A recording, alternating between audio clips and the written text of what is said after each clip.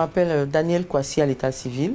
Danielle Créa, mon nom d'artiste, chanteuse, créatrice de mode, styliste, modéliste. Je suis ivoirienne, je viens de la Côte d'Ivoire. Danielle Créa était une déplacée de Boaké. Voilà, moi j'ai été à Oulaba Boaké 2002, deuxième Saraman, Côte d'Ivoire. Et j'avais mon atelier de couture à Boaké. Et puis il y a eu la guerre à Boaké.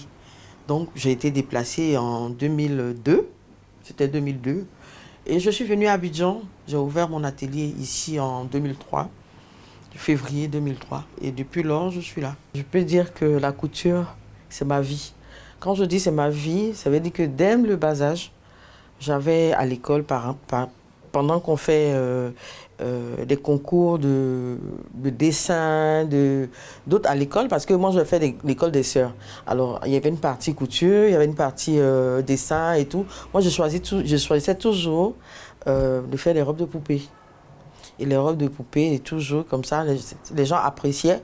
Et ma mère avait une machine à la maison aujourd'hui que je dis que c'est mon héritage, parce que je l'ai gardée. Et tout le temps, j'aimais bricoler, ma mère qui se plaignait tout le temps. Ah, mais tu vas gâter ma machine et tout. Donc voilà, un peu, petit à petit, j'ai commencé. Et c'est resté une passion pour moi. Et je suis rentrée dans une école de couture. Voilà. Sortie majeure de ma promotion. Le déclic est parti de la confection de robes de poupée.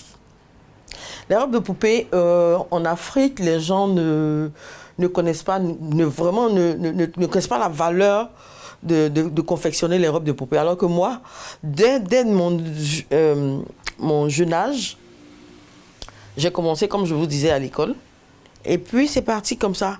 Petit à petit, j'avais des amis qui avaient des poupées, qui m'envoyaient, que je faisais les robes de poupée. Je le faisais tellement bien que j'ai une tata qui est venue avec sa fille, une Française, là, qui dit non, mais il faut que tu fasses les poupées de ma fille. Et c'est comme ça, c'est parti petit à petit, jusqu'à ce que je me suis dit non, il fallait que je me perfectionne, il fallait que j'aille, que je rentre vraiment dans un atelier de couture. Et puis après, je me suis dit non, il faut que j'ai un diplôme.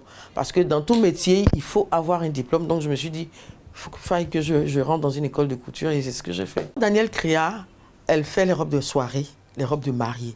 Mais j'ai l'amour pour les pagnes traditionnelles. Et j'ai toujours mis en avant les pagnes traditionnelles de chez nous.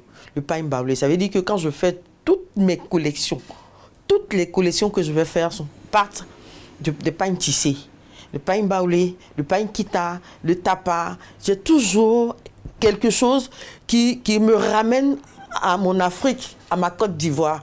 Voilà. Je travaille beaucoup sur les pagnes tissées et j'adore. Je me suis dit, quand on fait les défilés de mode, on les fait toujours avec les femmes minces, les filles minces, alors que nous sommes en Afrique. Et moi, quand je venais pour les défilés, je venais toujours... Ma petite soeur qui me suit, elle est grande et en forme, et je la mettais toujours dans mon défilé. Les gens se moquaient un peu de moi, mais moi, ce n'était pas mon problème, parce que je me dis que nous sommes des Africaines, on a nos rondeurs, que c'est normal qu'on présente des femmes en chair.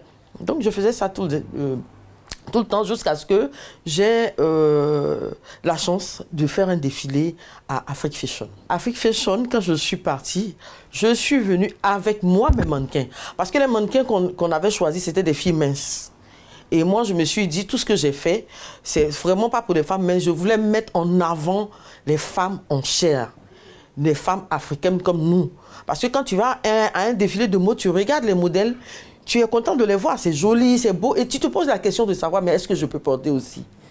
Donc moi, je me suis mise à la place de mes sœurs, qui ont des formes comme moi.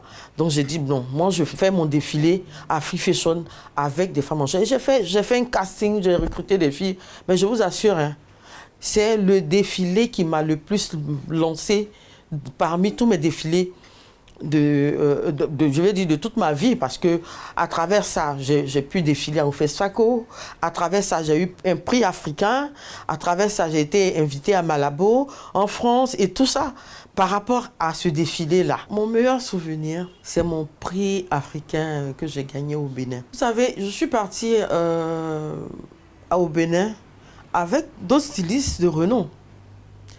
Et c'est pas que je me faisais pas confiance, mais quand je les voyais, je me disais non, je pouvais pas passer devant ceux-là, non, c'est pas possible. Et puis, Dieu a fait, parce que tout part de Dieu. Dieu a fait, Et c'est moi qui ai eu le prix. Je vous assure que quand on m'a dit mon nom, je ne croyais pas. J'ai dit non, non, ça doit être une autre personne. Peut-être que c'est Daniel. Non, il y a un autre Daniel. Non, ce n'est pas moi. Et quand ils ont répété, c'est là que je me suis levée et que je suis sortie. Je me suis rendu compte que je venais d'avoir le prix. Ça, vraiment, ça a été un jour mémorable dans ma vie que je ne peux jamais oublier. Actuellement, je suis en train de recruter des filles qui n'ont pas les moyens de se payer des cours de couture. Alors, j'aimerais bien avoir une école, pas pour qu'on paye, pour apprendre aux filles désœuvrées qui n'ont pas les moyens d'apprendre un métier et d'être comme moi, pourquoi pas demain. Voilà, c'est ce que je veux. Ça vraiment, quand je projette, je me vois un peu plus loin, c'est ce que je vois.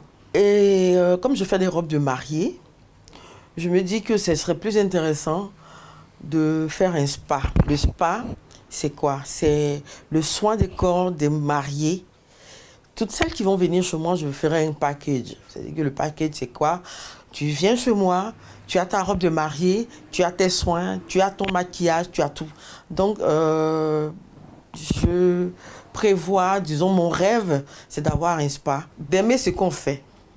Parce que quand tu n'as pas l'amour de la chose... Moi, je fais l'école de couture avec certaines filles qui ne sont plus dans la mode, hein, qui n'ont pas... C'est-à-dire qu'elles ont perdu 3 ans. Elles ont payé 3 ans, mais elles n'ont pas fait la couture. Ça veut dire quoi?